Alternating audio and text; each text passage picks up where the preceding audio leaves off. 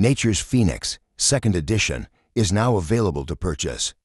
It's packed with valuable insights on fire ecology, including the topics we'll be covering in this episode. If you're interested in learning more, you can find a link to purchase the book in the description below. Welcome back to the webinar series, Chronicles from Nature's Phoenix, where co-authors Dr. Dominick DellaSala of Wild Heritage and Dr. Chad Hansen of the John Muir Project share the screen with other renowned wildfire experts. Welcome to episode 4 of our Nature's Phoenix webinar series. Dr. Dominick DellaSala and Michelle Connolly of Conservation North explore post-fire logging practices and their ecological impacts. Chapter 9 of Nature's Phoenix reveals how the logging industry exploits fire-affected landscapes, disrupting the natural succession of species that follow fire with activities like road building and commercial replanting. Welcome, everyone, to the fourth episode in the Nature's Phoenix Wildfire webinar series. The topic today is the ecological costs of post-fire intervention. And this is based on Chapter 9 in the book, Mixed Severity Fires, Nature's Phoenix, the second edition. That's the new book that came out, or the new edition that came out earlier this year that provides the basis for this webinar series. It's a fantastic book. I highly recommend it. I think it's a great resource for anyone who's engaging with fire issues in any dimension. It's a wealth of information, of scientific studies, of case studies, and observations that should be a fantastic resource for many people. So I encourage you to check that book out. Purchase it. I think we'll provide a link to getting the book as well in the chat section, if that's something you could do, Rebecca. Thank you. And this is a webinar series focusing on various chapters from within that book. This one is based on Chapter 9. That chapter is titled "Post-Fire Logging Disrupts Nature's Phoenix." And I have to say, I'm really glad to have a chapter specifically addressing post-fire logging, because all too often after fires are erroneously blamed for problems that are actually caused by the post-fire logging, not the fire itself. And this post-fire logging is often given the euphemism of salvage logging. But as one great passage in Chapter 9 notes, it says, in reality, a fire-dependent ecosystem is not being salvaged from a disaster, but rather is being degraded and set back by logging and related actions compared with the ecologically beneficial role that fire just performed. So today, to elaborate on themes from that chapter, we have two fantastic speakers, Dominick DellaSala and Michelle Connolly. I'll introduce each speaker right before each of their presentations, and then we'll do a Q&A session after both presenters have spoken. I'll convey questions that you, the audience, post in the Q&A section of the webinar page. So please feel free to post your questions whenever they come to mind. So with that, let's get started. Our first speaker, Dr. Dominick DellaSala, is Chief Scientist at Wild Heritage, and he is former president of the Society for Conservation Biology North America section. He is an internationally renowned author of more than 300 peer-reviewed papers and 9 award-winning books on forests, climate change, endangered species, and speaking truth to power, as well as being an editor of multiple scientific journals. He has also been widely quoted in the national media on forest and fire issues. Dominick has served on several committees, including White House task forces on forests and Oregon's Global Warming Commission Carbon Task Force, reporting to the governor. Dominick is motivated by his work to leave a living planet for his 2 daughters, 4 grandkids, and all that follows. So with that, let me turn it over to Dominick. Thanks, Doug. We recording now, Becca? I think, did you hit the record button? Yep, we're all good to go. All right, so I got to watch what I say here. I'm on recording now. Well, good afternoon, everybody, and thanks for joining us. I'm really delighted to be presenting this part of the book. And if you consider purchasing the book, also please make sure you do a review for us, because it's really the reviews that get the information out there to people, so that, like yourselves, you've got this information to push back on egregious timber sales and to advance your conservation proposals, because these areas that are burned, as you'll see in my presentation, are not the end, they're the beginning. And what the end is the types of logging that occurs in these incredibly biodiverse forests that have burned. So I'm going to share my screen. I was going to also bring in Canada a bit today, but since Michelle is on and covering that issue, I'm just going to focus on the Western US, with maybe a passing note to some of the other regions that we're working on, and seeing a similar pattern that I'm going to be talking to you about today. So I just need to get to the slide presentation mode, and then away we will go.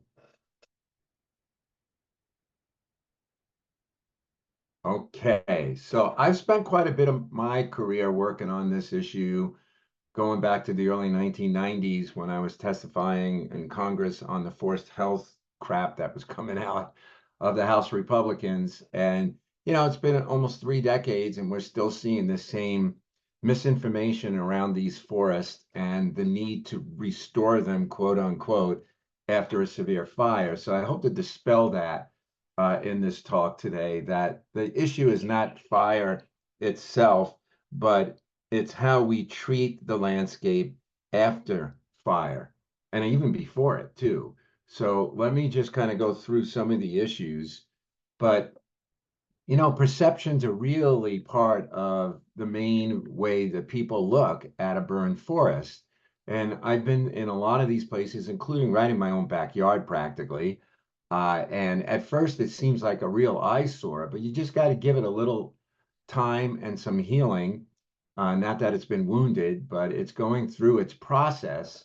And what we're seeing in these high severity patches that were once old growth or structurally complex, they remain structurally complex, if not more so, after a burn that has killed the dominant trees.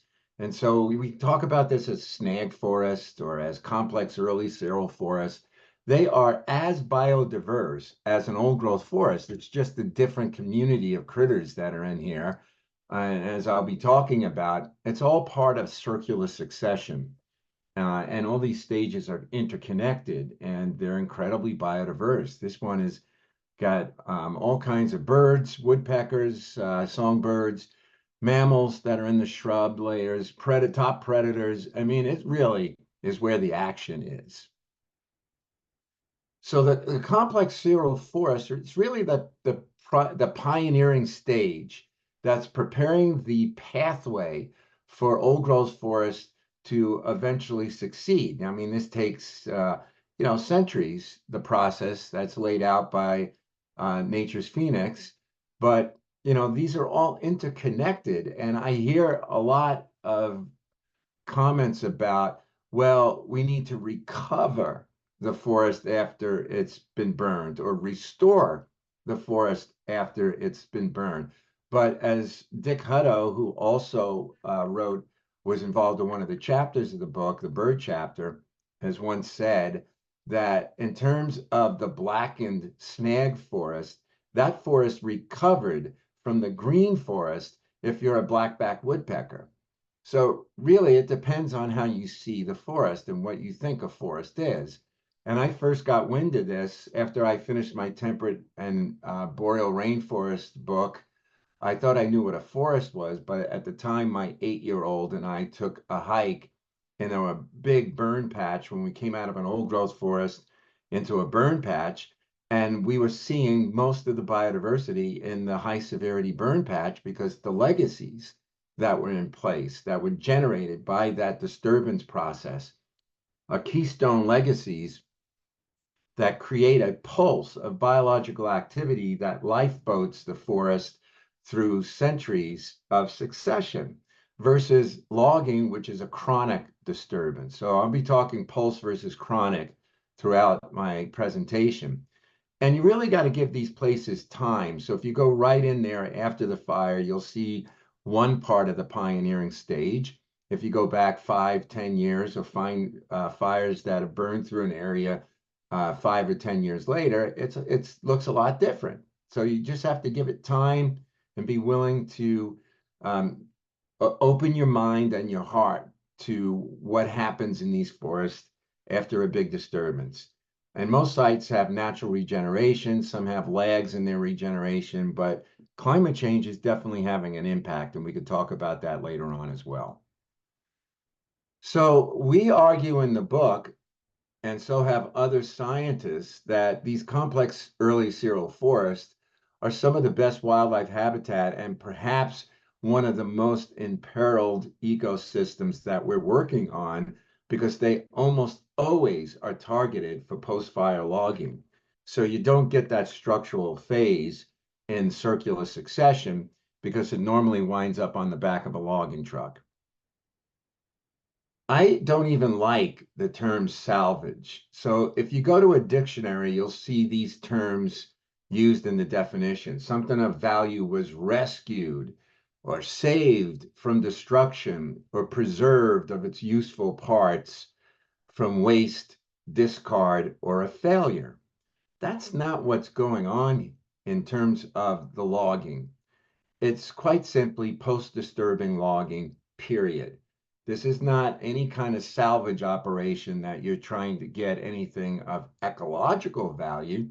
It's salvage in terms of economic value, and even that is limited.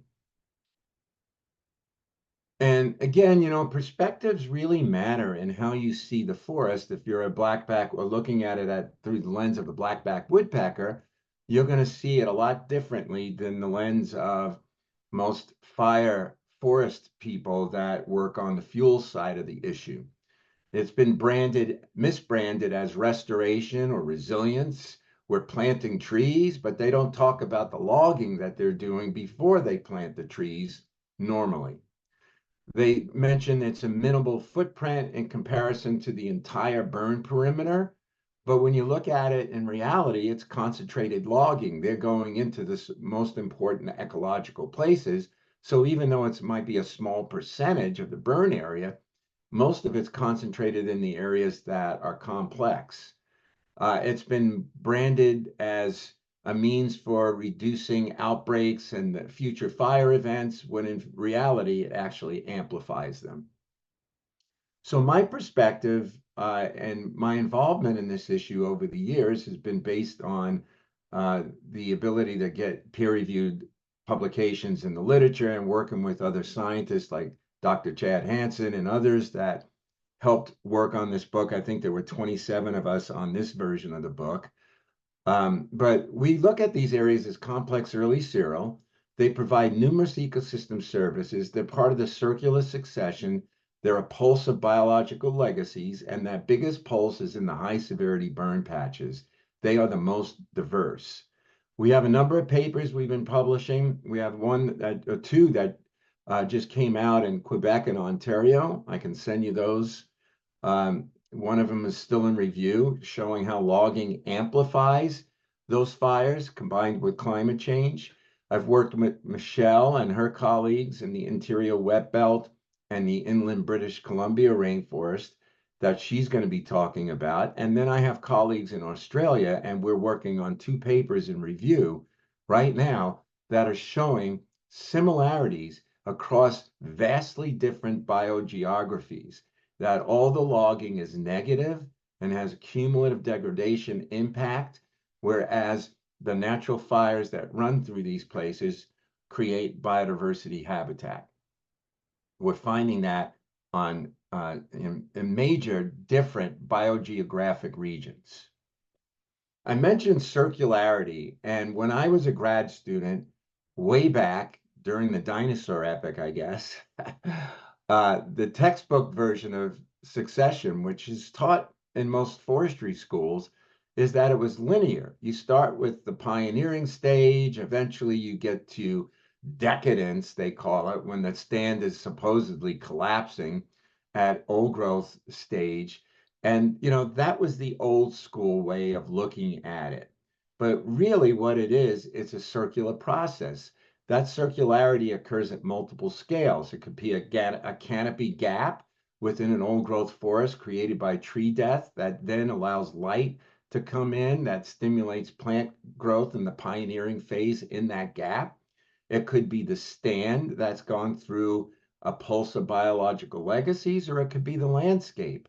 All of that is in a circular, interconnected set of successional processes, and it's all disrupted by post-disturbance logging. It linearizes rather than allows the forest to complete its circular successional stages. And so what you get is this, where you are type converting the landscape from a mature forest that's gone through a fire event, a severe fire, that then gives you complex early cereal forest that eventually becomes mature over time. But instead of that process being circular, the pathway is moved into this degradation stage where you go in and log, you plant, then it burns severely again, then you log and plant again, and you have disrupted that natural flow. So instead of getting the pulse disturbance that'll come back over time, you get a chronic disturbance where ecological integrity remains at a degraded state. That's the difference between a pulse disturbance and a chronic disturbance or a press disturbance. I'm going to bring that back in when I talk about roads.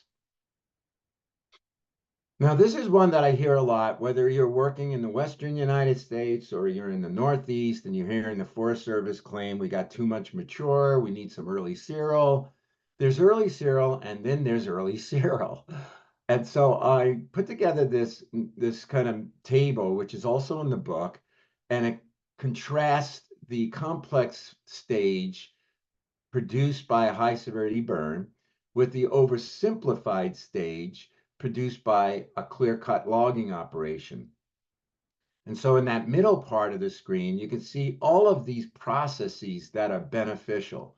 In the far right part of the screen, you can see all of the comparative processes that are degraded. So I'll just single out a few of them rather than go through each one because it's on the screen there. But the complex early cereal is producing structures in abundance. And oversimplified early cereal through logging is removing those legacies in abundance. It's degradation, it's bringing in invasive species, it's disrupting nutrient cycling, it's moving carbon out of the forest, it's going from pyrodiversity to monoculture, homogeneity, that then is likely to burn again in the next fire in a high severity way without having the complex benefits. So in one area, you've restored the forest to its pioneering stage. And in the other comparison, you've degraded it and the economics are the main driver. So I think that slide there just kind of summarizes the whole chapter in a succinct way. But we'll go through some of these in more detail here. So there's a lot of discussion about sediment and sediment that you get from the fire versus sediment that you get from the logging.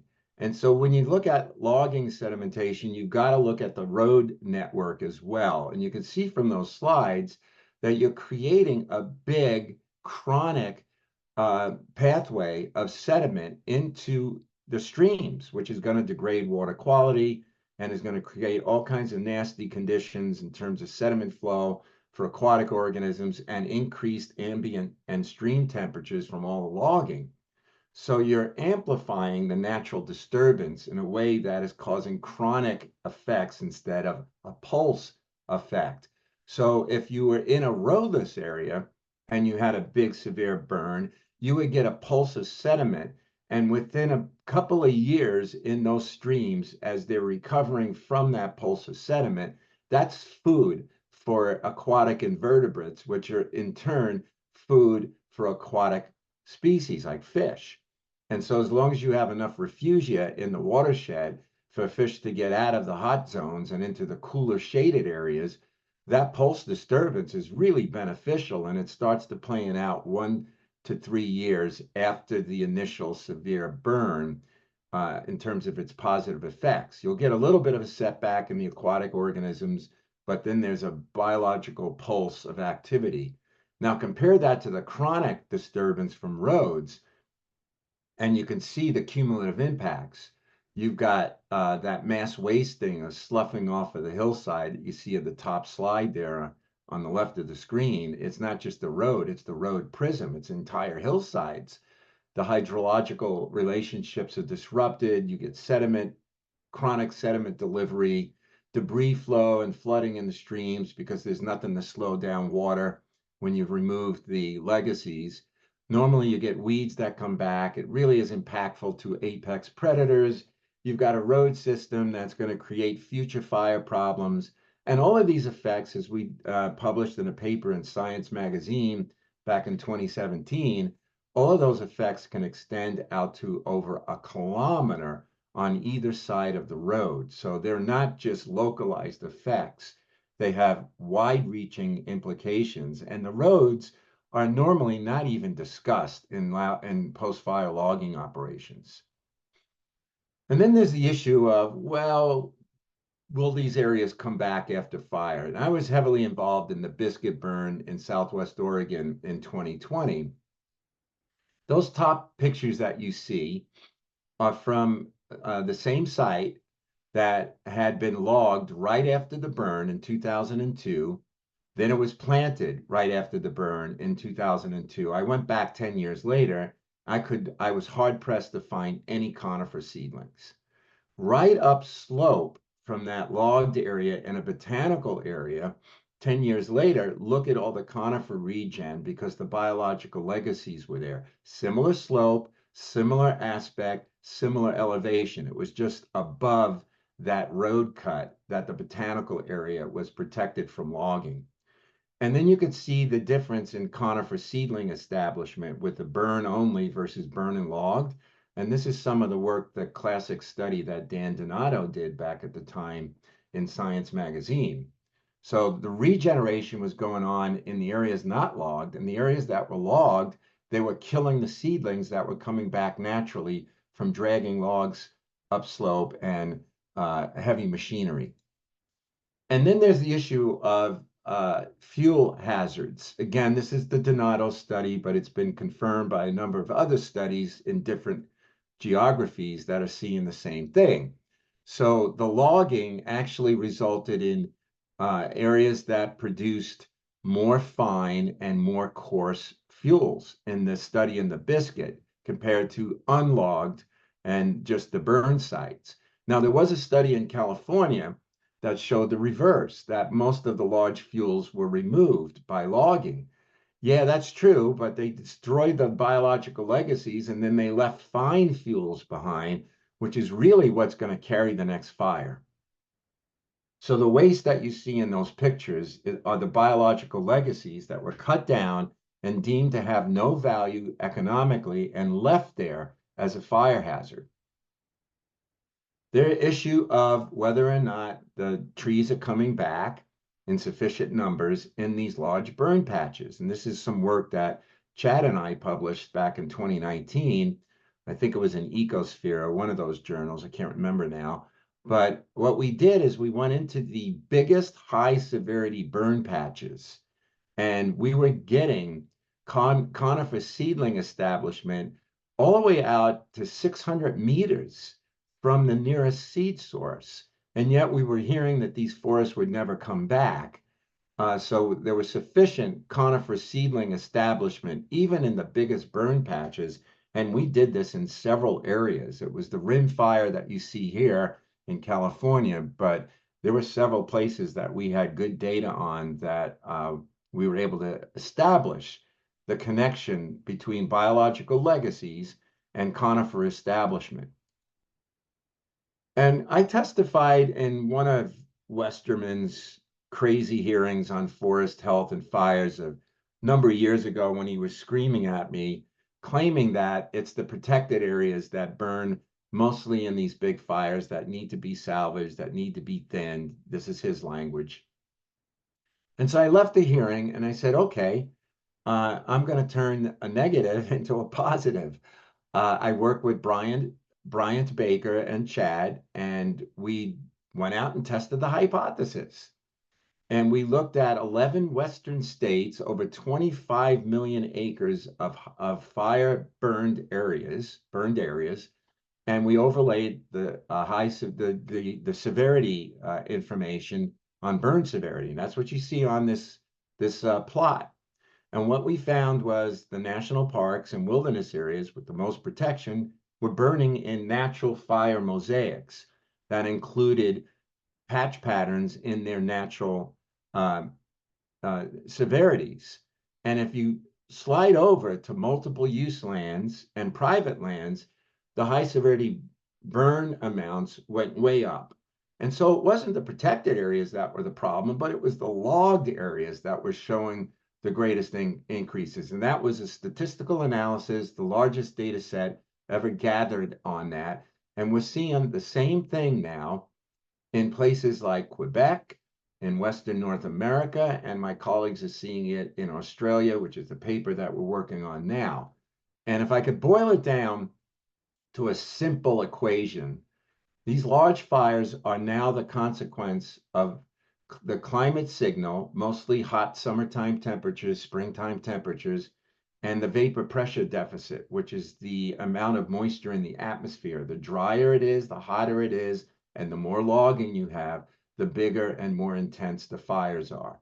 And we're seeing that in those three biogeographies.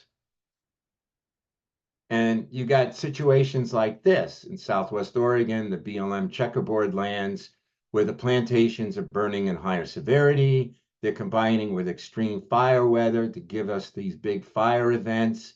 And the fires are spilling over mainly, and I underscore mainly, from private lands. Even though all the attention is on public lands, the fires are spilling over into towns coming from private lands, not public lands.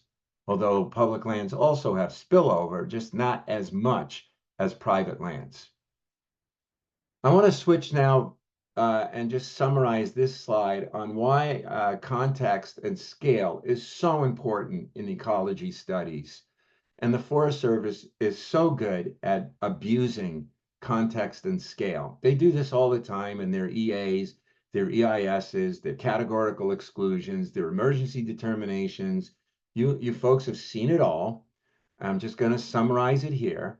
The claim is we're only logging 11% or 4% or 20% of the burn perimeter. But when you zoom in, those are the most important ecological sites. They're areas that are critical habitat for endangered species. They're roadless areas. They're wild and scenic watersheds. They're areas that have some level of protection where the big trees are. They're reserves where the big trees are. And instead of protecting those places, they're type converting them into flammable plantations. And they're concentrating them in areas that have big trees. So this is by far no means a benign activity, and one that could be kind of shelved as just minor because we're only taking a small percentage. And so back in the day, when the Biscuit fire was burning, we had a mega logging proposal that was actually proposed by foresters at Oregon State University that Congress was jumping on and the Forest Service was jumping up and down. So on the left side, this is right from the book, you have a map showing where the targeted post-fire logging was proposed. And this was huge, 1 billion board feet, which would be equivalent to stacking up logging trucks bumper to bumper along the entire length of the I-5 corridor from Canada to Mexico. That's how much volume they wanted to take out of the Biscuit burn. And of course, they were going into all the sensitive areas. I don't have time to point it out, but all of these red dots that you see are proposed logging units smack in the middle of late successional reserves, roadless areas, wild and scenic river corridors, critical habitat, you name it.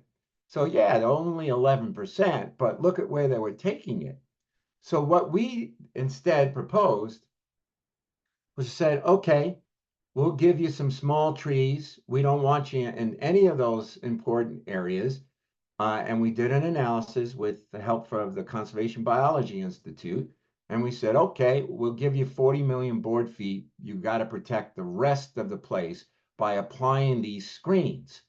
And they said, no way, Jose, we're going with the 1 billion board feet. And so it got tied up in the courts. And 18 months later, after it was released from the courts, they got 35 million board feet. And they did some damage in the late successional reserves and some damage in the roadless areas. We held the line on most of it, but the ridiculous part of it was if they just stayed with what we told them, they would have taken some small volume out and stayed out of the fragile areas and avoided all the court litigation. So I don't suggest doing this again because I don't think it matters to do it because the agency is so wedded to post-fire logging, but it was exemplary of what their true intentions were.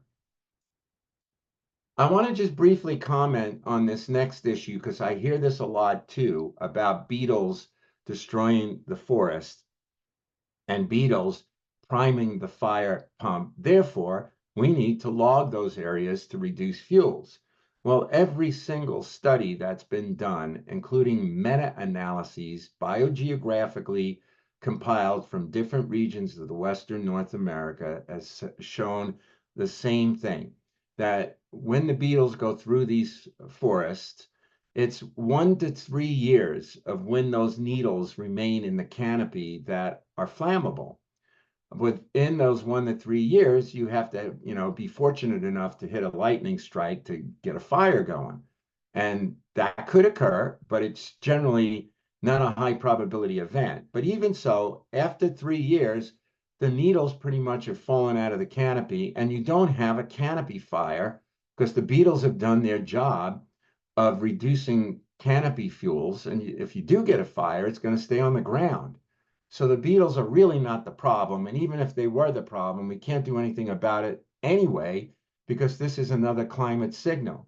Beetle epidemics are now tied mostly to 2 factors on the landscape. One is the oversimplification of forest ecosystems by taking out checks and balances that you get in these natural forests and replacing them with a smorgasbord of monocultures. And the other is severe climate weather, which is driving these beetle infestations.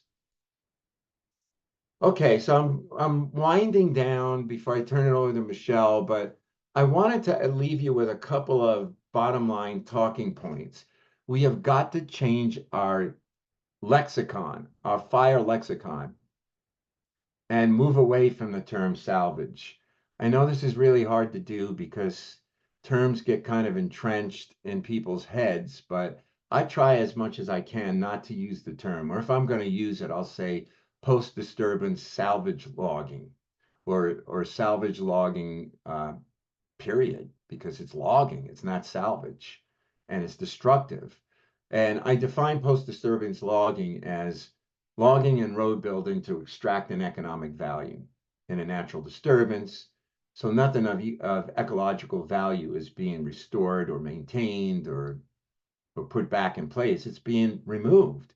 And so we deal with misinformation, terms like restoration, resilience, risk reduction, restarting, leapfrogging succession, forest health. I've heard it all, but in reality, it's post-disturbance logging. It's highly concentrated in areas of highest conservation value.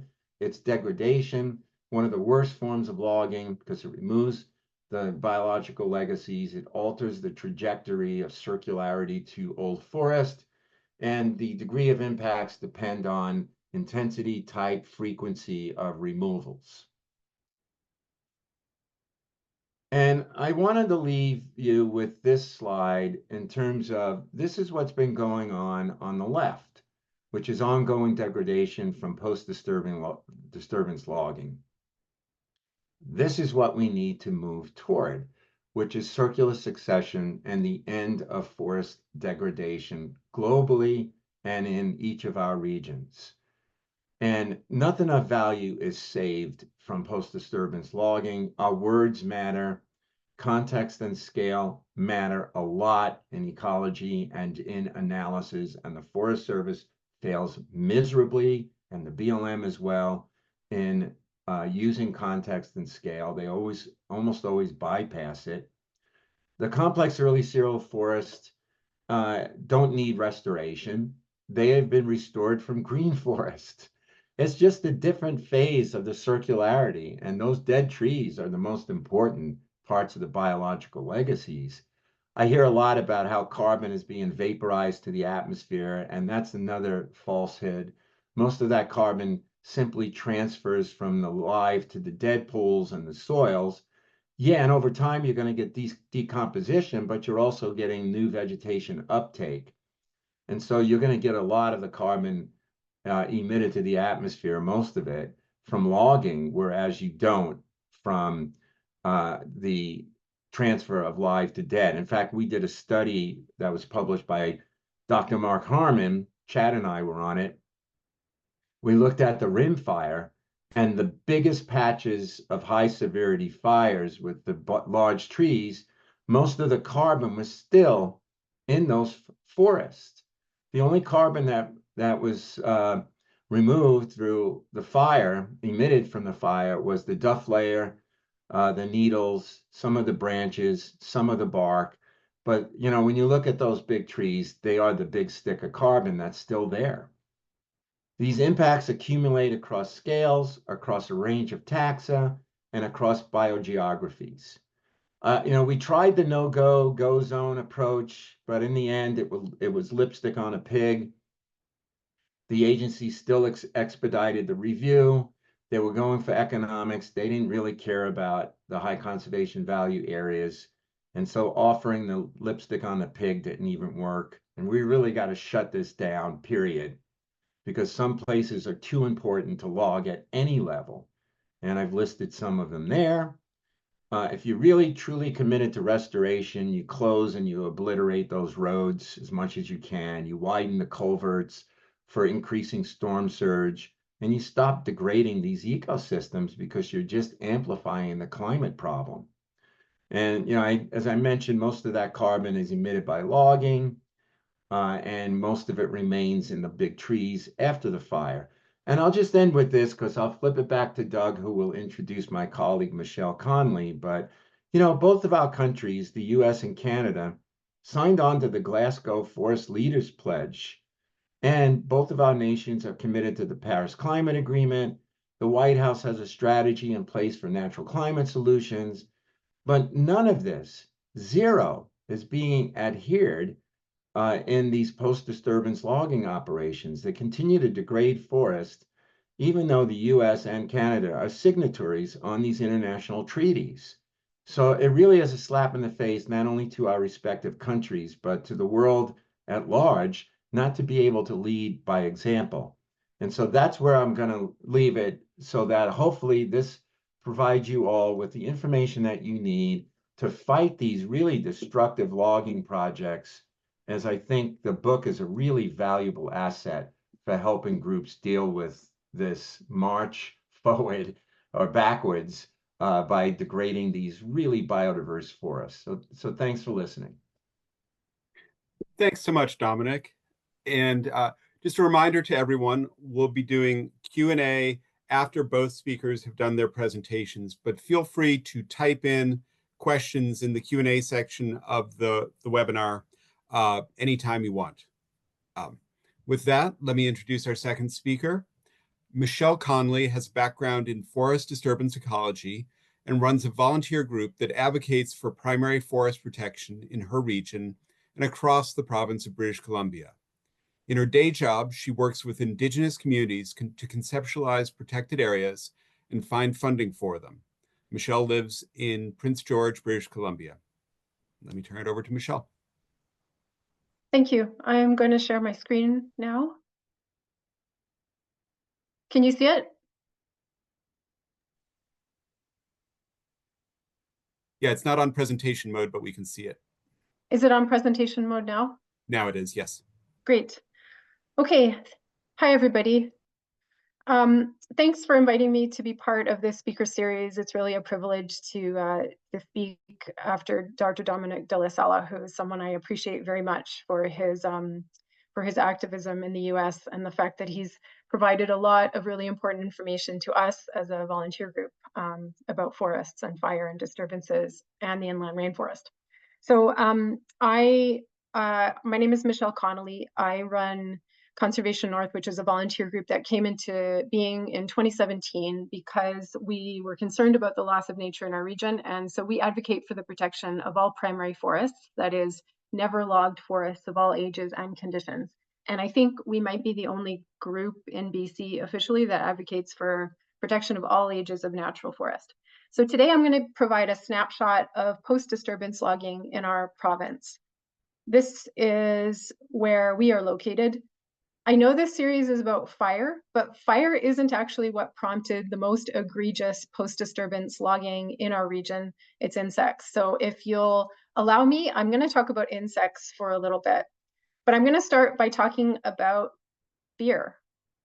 So this beer is from a local microbrewery, and it says on the can, the Barron Valley Clearcut covers an area greater than 116 square miles.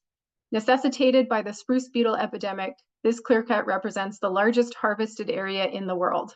So it's called the Clearcut Lager. I guess that's kind of funny. It's a decent beer, actually, but what's on the can is wrong. The idea that a primary forest needed to be logged after a natural disturbance is so pervasive here that we have this oddly commemorative beer can label about this one clearcut. So the Barron Clearcut made Prince George, which is my community, infamous in the mid-1980s because it was so large that it could easily be seen on satellite imagery at the time. And what triggered this extreme logging was a forestry response to an increase in the population of the spruce beetle, which is a native insect that goes through ups and downs in its population based on climatic triggers, so changes in temperature and moisture. At the height of the logging boom that followed this beetle, 700 logging trucks per day were delivering both green and dead spruce trees to mills in Prince George every single day. So this clearcut yielded enough lumber to build 900,000 homes. And before it was clearcut, the Barron area was all natural, complex, self-willed forests that looked like this. So the spruce beetle is a plant predator that hits the oldest and biggest trees typically, and in a severe outbreak, when there are really high numbers of beetles, the overstory trees die, and when the trees that have been waiting just under the understory grow quickly in response to getting more light. So that's called compensatory growth. So these old forests, which characterize our region, have multiple layers of trees of different ages and sizes with extensive root systems and mycorrhizal networks. And of course, these forests evolved with the spruce beetle. Dr. Diana Six from University of Montana studies trees that survive bark beetle outbreaks, and she's suggested that those survivor trees pass on genetic resistance to beetles to their offspring. So she refers to beetle outbreaks as natural selection events, meaning that they're beneficial for forest resilience over the long term, for the simple reason that survivors are genetically unique and their offspring are destined to become more common with time. And she points out that these forests have been through beetle outbreaks for millennia, and it's best to leave them alone following these events, like what we see here, which is just a few hours drive north of where I live.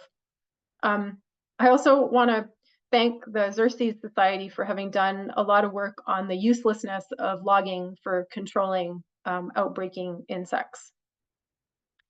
There's another bark beetle here that was very high profile for about a decade, the mountain pine beetle, which evolved with forests that have pine. So about 20 years ago, drought stress and a systemic warming here freed the beetle from the constraints created by very cold winters that we typically got here for years, and fire suppression. And that led to an increase in beetle numbers here. So the mountain pine beetle goes for bigger, older trees in natural forests, which before contact would have made up about 25% of the landscape. But with fire suppression, the proportion of bigger, older trees at the time was about twice that. So, and of course, the forest industry started suppressing fires over 100 years ago to protect timber wealth, because a burning tree represents a lost dollar. And to use industry language, hundreds of millions of cubic meters of merchantable pine volume was hit. At the height of this event, the chief forester upped the annual allowable cut, in some cases tripling the number of trees that companies were allowed to pull out. And the result of that is that BC logged several decades worth of wood in a very short period. It was described in the media as an all-out war against the beetle, but it was actually a war against natural ecosystems and wildlife. So there was an upswing in logging and milling capacity for a period, and the predictable result is now that the forest industry is in a steep decline. And we're watching this play out where we are right now. Stories like this come out every so often. And this major player in the region is moving to the US South, where the forests are mostly privatized and grow a lot faster and it's cheaper for them to operate. But one industry emerged from the pine beetle period, and that was the pellet industry. So back in 2004, when the pellet industry was just getting a foothold here, it was mainly using ground up beetle killed trees in addition to sawmill waste. So those were the main raw materials for the industry, which is now metastasized into 14 pellet plants across the province, which are now taking a lot of material from forests following fire. So BC, of course, has had many recent fires, and that's where a lot of the material is now coming from for this industry. The plant pictured here in Williams Lake was built in 2006. And the vice president of this company said that climate change gave Canada both a beetle plague and an incredible opportunity. And he said, by cleaning up the result of the climate, British Columbia could produce 330 million tons of wood pellets in support of healing our Earth's climate. BC ships out about 1.5 million tons of pellets to Japan every year for electricity generation. And that's about 75% of what we produce. And then the last quarter goes to England for the same purpose. I was told by someone who worked in a local pellet plant that the ideal raw material for pellet plants is either burned or beetle-killed trees. So this is an industry that essentially eats wildlife habitat, the dead trees. The belief that natural disturbances like fire destroys forests is alive and well here in BC, and it's now combined with a forest industry that's trying to stay afloat desperately.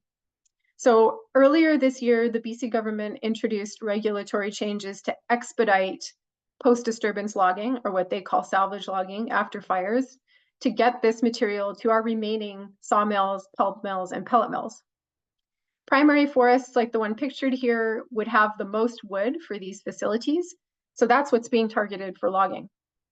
Salvage cutting permits have been issued for more than 1 million cubic meters of timber from the 2023 forest fires from last year. So that's about 28,000 logging truckloads worth, according to the BC government news release. There is resistance to this. This is a comment left by a member of the public under this article that I thought was pretty good. This person says, yes, just when you thought you'd seen everything, burned forests, then something even more bizarre is thrown at you. Let's log burned forests. And you wonder, is there nowhere to stop on the race to the bottom? First, logging cartels make money on our crown forest deforestation. They pay, then we pay them to fight wildfires. Now we subsidize them to profiteer on burned forests. It's a triple dipping fiasco. They're worth more standing, especially dead burned ones. When is the Ministry of Forest going to admit that they are not smarter than nature? I agree with this person's sentiment. So the public is pushing back on salvage logging in BC, and that includes us as a group as well. This spring, a journalist found himself at an annual meeting held by the Council of Forest Industries, which is the lobby group of the major companies that operate in BC. And he wrote an article about what he heard there. And Dominick was interviewed for this article, along with a couple of ecologists from BC and other people. So the companies discussed how to make the most of the 2023 wildfires here. They talked about how they need to convince the public that they are the heroes in the wildfire narrative, by convincing the public that they can prevent fires with industrial forest management like thinning. They want to convince the public that fires are a win-win for protecting communities and local economies. And as we know, when anyone presents things like this as a win-win, it's just highly suspicious. So what's enabling all of this PR? What's enabling all of this is PR, messaging, and language, which of course Dom touched on as well. This is Evan Frost. He's a fire ecologist who's based in Oregon, and he posts a lot about forest management in the US. And I'm always struck by the parallels between the messaging from government, industry, and even academia in the Western US and here. He says, anytime you see a land management agency use the code words forest health, resilience, and fuels reduction in the same sentence, you can translate this as we're planning a commercial timber sale. So the language of crisis and catastrophe and opportunity is often used when natural disturbances happen in primary forests. And it's often paired with the we will swoop in and save nature from itself narrative. So a version of this was said by Robert J. Lifton, who's an American psychiatrist, which is that every atrocity requires a claim to virtue. So the industry needs to convince us that they're doing something positive when they annihilate natural forests that have gone through a fire or another natural disturbance. This is a BC government press release from this spring where the BC government had a press release, and of course they asked for a quote from a representative from the Council of Forest Industries, which is that lobby group for the forest industry. And they said that logging forests after wildfire somehow helps restore areas for wildlife. This is such horseshit. And if you don't believe me, just read anything written by Dom, or watch the webinar that we hosted in June on our YouTube channel. The recording is there. They talk about why salvage logging is bad ecologically. Last year, the BC government canceled land designations that were designed to protect wildlife habitat in the northwest part of our province. And the government spokesperson who was interviewed for this article said they were, quote, they were opening up areas for logging to, quote, address beetle kill and promote ecological resilience. The Minister of Forest said this was part of a plan for better forest management. Logging natural forests does not increase forest resilience. Forests are built on dead trees. By removing trees, you're removing the physical structure, you're breaking down the cycles of nutrients and energy, and you're ultimately reducing ecological resilience. So this is also BS. This one takes the cake for me. It's from a First Nations community just north of where I am. You don't have to read the whole thing, but essentially they said, the spruce beetle destroyed the forest, so we had to log in order to prepare the land for reforestation, which will somehow be beneficial for carbon and endangered mountain caribou. As we learned earlier, old spruce beetle forests restore and reforest themselves. This was an excuse to log. The beetle is the Trojan horse, just like fire often is in other forests. Let's be honest that these are economic decisions, not ecological ones. The messaging, this kind of messaging is relentless. So once you notice it, you see it coming out of every corner of the industrial forestry machine. So we see primary forests being referred to with these terms. They're applied across the board to basically any forest that's had a natural disturbance, fire included. And the purpose of this is to diminish their value and reduce public resistance to logging them. So naturally disturbed burned forests are characterized as waste, residual, unhealthy, low value, low quality, damaged, diseased, fire prone. All of these terms I've seen come out in press releases and a lot of the public facing materials. This is a forestry prof from the University of BC. He was interviewed about where pellets are coming from a few years ago. And in classic forestry euphemism form, the words ecosystem, habitat, or forest don't really come into it. He says, there is a lot of low quality fiber out there. How do we get it off the landscape and replace it with a healthier forest? So this is the kind of thing this is the kind of language that's used about post-disturbance forests that have had a fire, complex early cereal forests. We know from the scientific literature that diversity of plants and animals is related to having lots of niches in forests, lots of nooks and crannies, which are created by death, disease, and decay.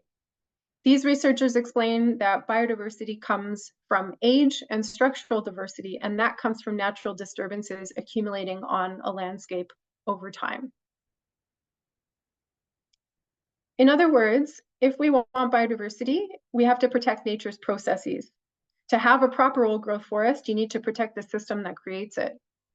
Pre-contact landscapes, pre-contact forests were a mosaic, with some having lots of old and some having higher proportions of younger natural forests, say right after a severe fire.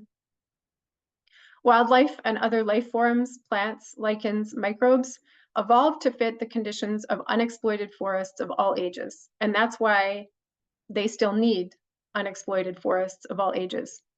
And that's why we need those processes if we want to share the world with other life forms. So these are but a few of the creatures that we're lucky enough to still have here. I want to add that BC still has all of our pre-contact large-bodied animals, all of our predators. I think about all these creatures every day. We're incredibly lucky to still have these animals. It's kind of miraculous, actually, considering the impacts of industrial logging and roads. I want to say a few words about the administrative age of forests versus kind of like the natural age, I guess. So when you look at the government when you look at what the BC government inventory data say about the age of any given forest, what shows is the age of the dominant trees, the oldest living trees. That's it.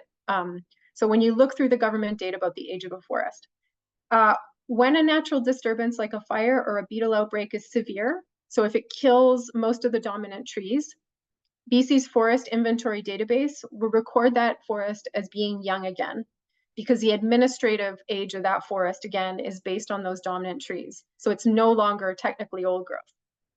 The age on paper of that forest gets administratively reset after a fire goes through or an insect outbreak. Much of the forest advocacy in BC has been around protecting old growth forests, which are critically important to retaining biodiversity in BC.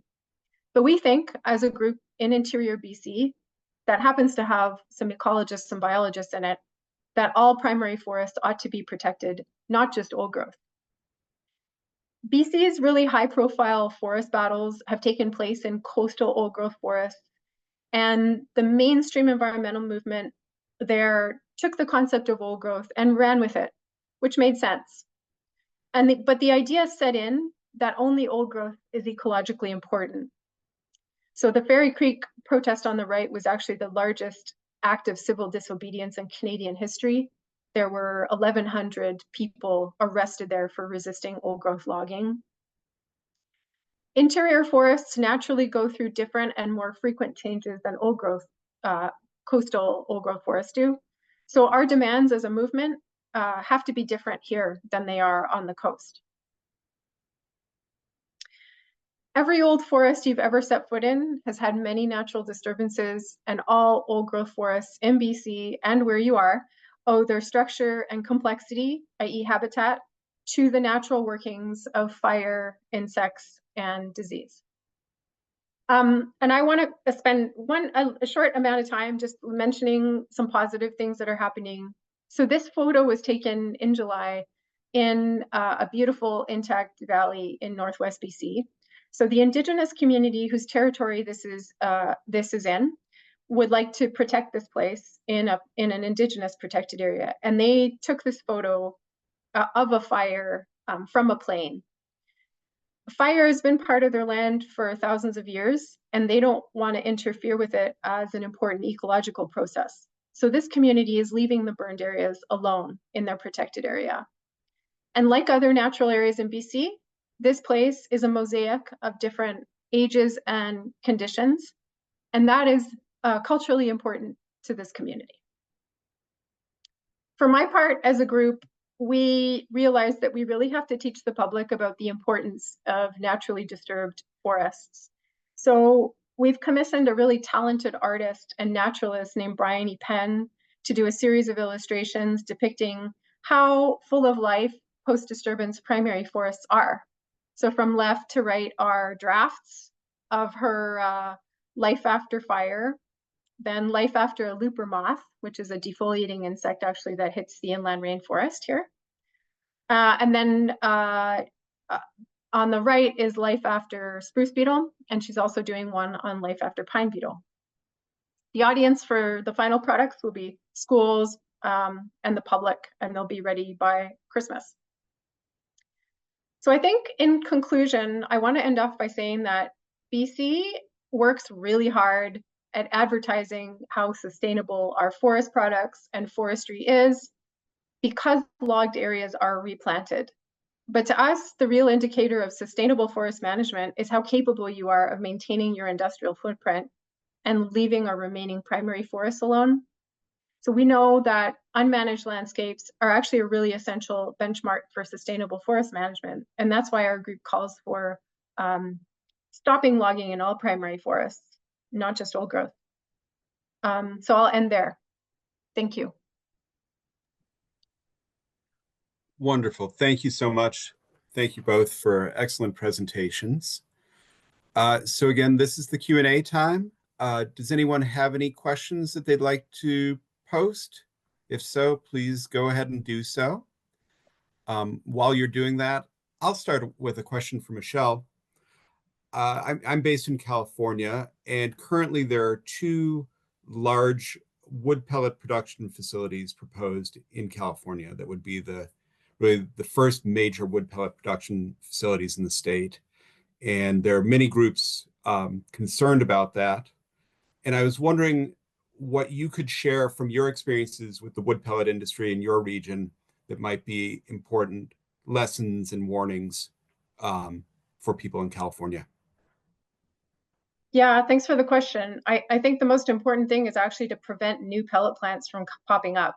So we have 4 in our region, and they started by claiming that they were actually just cleaning up waste and using waste because, of course, logging typically leaves, you know, the roots of trees, the branches, the tops, the parts that don't go to the sawmill.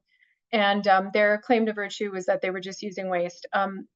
Once those companies get a foothold, it's very, very difficult to deal with them. So I think the first order of business ought to be to just make sure new ones don't go in.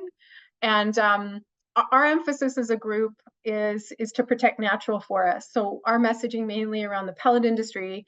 It's a tough one for us because the whole industry is really integrated. So the pellet industry depends on the rest of the forest industry for some of its supply, for most of its supply and raw materials, because they don't do their own logging and sourcing as much anymore. That was the case a few years ago where they were actually getting licenses to log directly to feed the pellet plants, but that's not happening so much anymore. And that's why our focus is on protecting natural forests, which we're lucky enough to still have, and in order to protect the value in those places. So so that's been our main message is to protect nature where we can. And of course, the underlying message there is if you need to feed these plants, do not be feeding them anything that comes from a primary forest at all. That's it. Thank you. Next question says, in the US, we use the terms old growth and legacy forest to describe what you refer to as primary forests. Please explain which terms are most accurate and helpful for communicating to the public. Is that one for me? For both of you. Go ahead, Michelle. I'll answer after you. Sure. So yeah, we use the term primary forest as a catch-all term for all natural forests, from the complex early cereal forests of natural origin that Dominick had photos of, to the forests that have reached an advanced age. So primary forest is an umbrella term for all natural forests. So we still do talk about old growth. In BC, all of our old forests are of natural origin. So all old growth forests in BC are also primary forests, but primary forests are not always old. We find as a group that lives in a place where we have high entropy forests that go through beetle outbreaks and fires, it's way more useful for us to talk from a conservation and landscape ecology perspective, to talk about primary forests as a thing, as opposed to just the oldest forests. So from our perspective, based on in ecological conditions here, talking about primary forests makes a lot more sense to us. We also know that we are going to be getting lots more disturbances in natural forests. And if we were only focused on old growth, we would run up against that semantics issue of just talking about old growth, when of course, when a disturbance goes through, it administratively gets reset to young. So in order to avoid that issue, that's why we talk about primary forests. Yeah, I think Michelle's absolutely right. As always, Michelle. And the only thing I would add is my organization works on primary forest protection globally and wild heritage, of course. But we have been pushing for a global moratorium on logging in primary forest, which we define as any forest of any successional stage that doesn't have industrial activities in it. Now, it could have Aboriginal communities living in the forest, and many of them do, particularly in the Southern Hemisphere. But by and large, you're not going to have any industrial activities. The important thing to keep in mind is that only about 27% of the 4 billion or so hectares of forest around the planet are primary. So most of them are gone. And in some places, like in Western Europe, there are only remnants of primary forest. And even those have had long histories of human activity in them. And I know that when Michelle and Jeff and I were doing our work on carbon inventories in the BC inland rainforest, which, by the way, are pretty amazing. A lot of the focus is on the coastal forest, but those inland forests with their cedars that can live up to 1,600, 1,800 years, the absence of fire, are truly spectacular. And when we were doing that study of assessing the carbon stocks, inside what we thought were primary forests, we did find some stumps. And so even though we were calling them primary, there was probably some horse logging that took place there early in the last century, but they still functioned as primary because of the absence overall of industrial scale activities and the fact that all the basic components were in place for native integrity, ecological integrity. Now, if those forests burn or are, go through a cycle of an insect outbreak, they're no longer old growth, which is a subset of primary. They are still primary, though. So now we're in the complex early cereal stage, which is another subset of this kind of umbrella term of primary forests. So you want to look for places that don't have roads in them, that don't have any industrial activity in them. And regardless of what stage of circular succession they're in, they're primary, they're important, and they're all interconnected. Great. Thank you both on that. One thing that was posted was not a question, but just someone sharing concerns about a project in Washington State and a link to an article about that. So if anyone's interested in learning about that, go to the Q&A section and look under the answered questions section, and you'll see that link in there. Or Becca, if you're able to, maybe you could share that via the chat while we're doing this. But returning to questions, here's one I think might be for you, Dom. We've been under the impression that global warming has helped make wildfires larger in area and more frequent, but that the proportion of wildfire intensities, low, medium, and high, have stayed roughly the same as the percentage of total fire area compared to pre-fire suppression era. Am I hearing that climate-driven wildfire has actually increased the proportion and percentage of high-intensity fire? Dominic, do you want to take that? So I'll go for that. I've done some work on that. Chad and I published a bunch of papers, Bryant Baker as well. And, I think by and large in the Western United States, acres burning, and even to an extent, Canada, Western Canada, and now Eastern Canada in the boreal, acres burning have been increasing.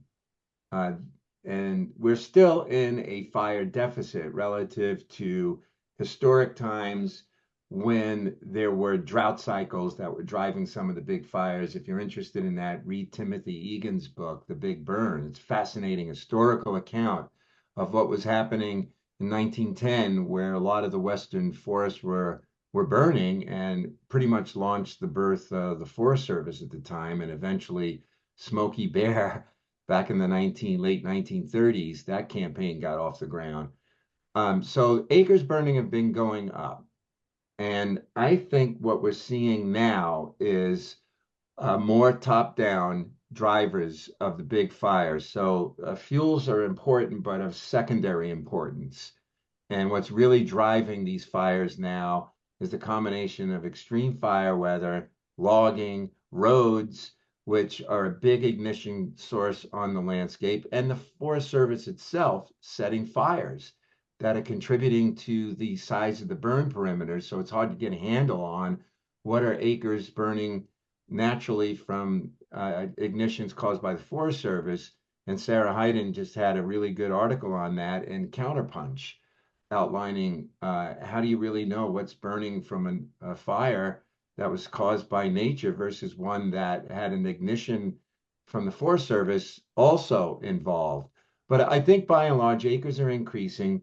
My concern now is the climate signals overriding everything, including what we can do on the ground in terms of fuels management. And we are seeing an increase across severity types.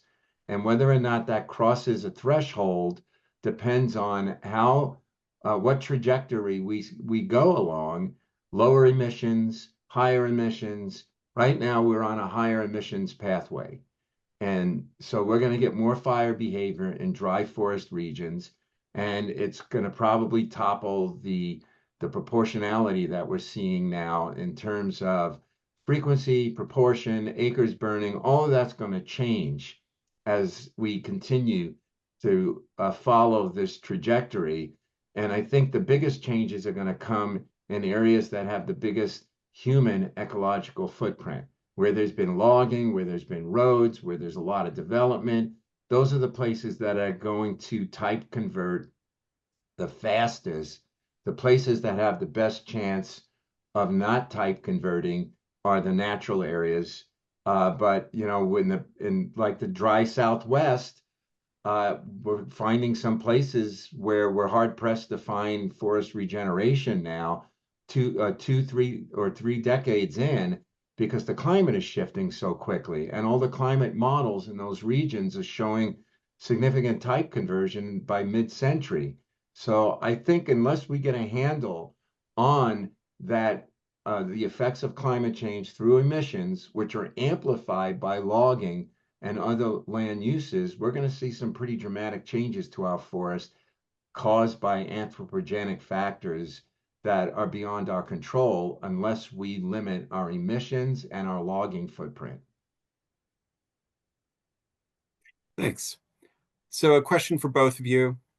Person writes, politicians are making a choice to rely on industry information. That seems very unfair. Can that be challenged? Go ahead, Michelle. Yeah, an older professor at the university told me once, he said, politicians don't lead, they follow. So that's part of the reason we're doing this educational series on, you know, the illustrations, because I think what we're trying to do is to teach people about this so that we can come together and show that we don't buy the idea that this is a good idea for nature. So yes, of course, it's unfair. The forest industry lobbies the BC government here quite intensely, and so they get their message across. And of course, it's always being conveyed by a forester.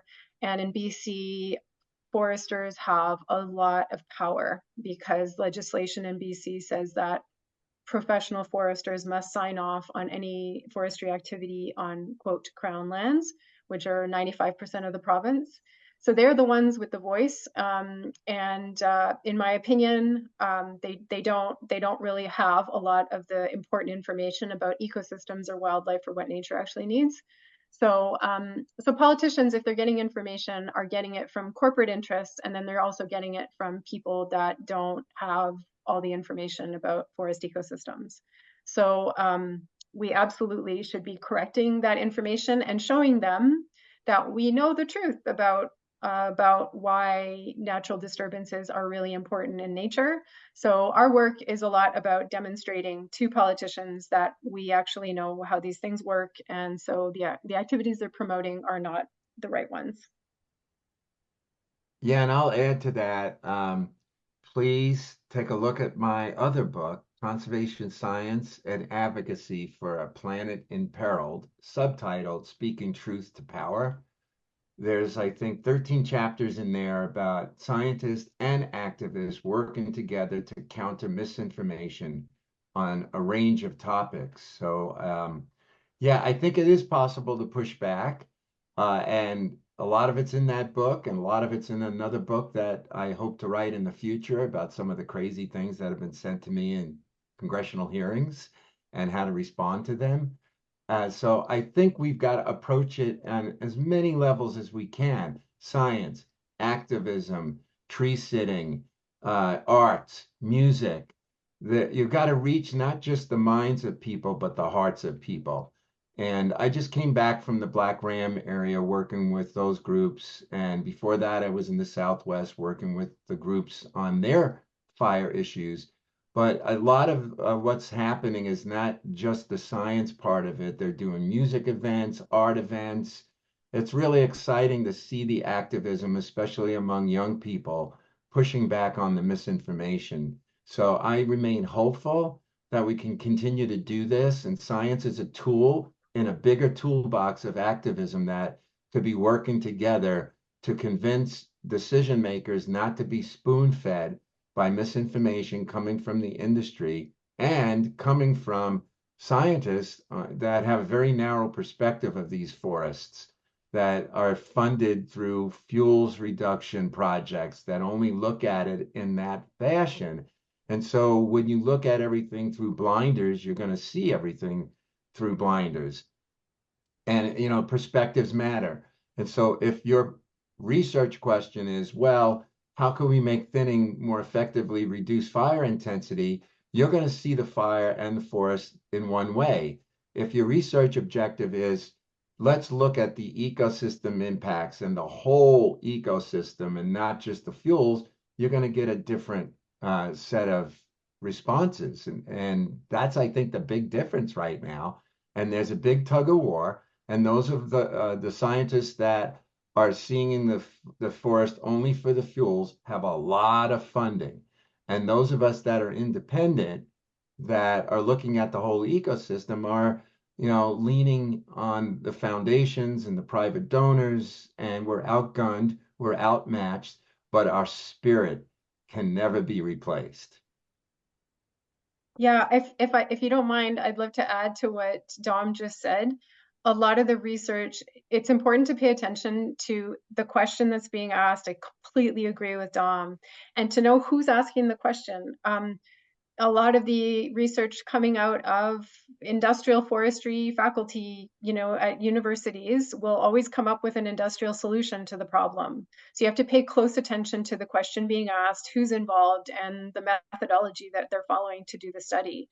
Like Dom said, at least here, the industry has a ton of power and they're desperate. And the people that are kind of looped into the industrial forestry complex will parameterize their questions to serve a particular end. And most lay people don't, you have to forgive people for not really necessarily seeing that right away. So that's really important. Thank you both. Another question here, this one's fairly US specific, which is, can you share thoughts on how conservation may benefit from the Supreme Court ruling on Chevron related to agency deference? If agencies are no longer given deference, can we leverage science to support proforestation? Well, I'm just a pointed-headed scientist, Doug, so I'm going to flip that back to you or anybody else in our panelist network that is, hypothesizing about the Chevron decision. So, Doug, do you want to take that one? I have kind of not much I, knowledge there. I think we may want to return to that one on the final panel of this Mhm. series. I think that would be a good time to address that one. But and I think that dovetails nicely in part to what you both were addressing so eloquently in the previous question about the challenges, the needs and challenges around science in this realm and what it takes to counter the industry misinformation and why, particularly when there's such a big megaphone for extraction. So, Mhm. but yeah, let's return to that in the final webinar. So with that, why don't we, I think that wraps up the questions for today. So first off, I want to thank both of the speakers for wonderful illuminating presentations. I also wanted to remind all of the attendees that the next webinar for this in this series will be 2 weeks from today. So on Wednesday, October 23rd at noon Pacific time. The topic is rethinking fire management beyond backcountry logging. And the speakers are going to be Luke Rudiger and Dominick again. So I hope you can join us again for that. This webinar has been recorded, so that link will be available soon. I think anyone who's registered for this, you will receive that link. You're encouraged to share it widely. And with that, thank you all, and we'll conclude the webinar. Thanks, everybody. Thank you.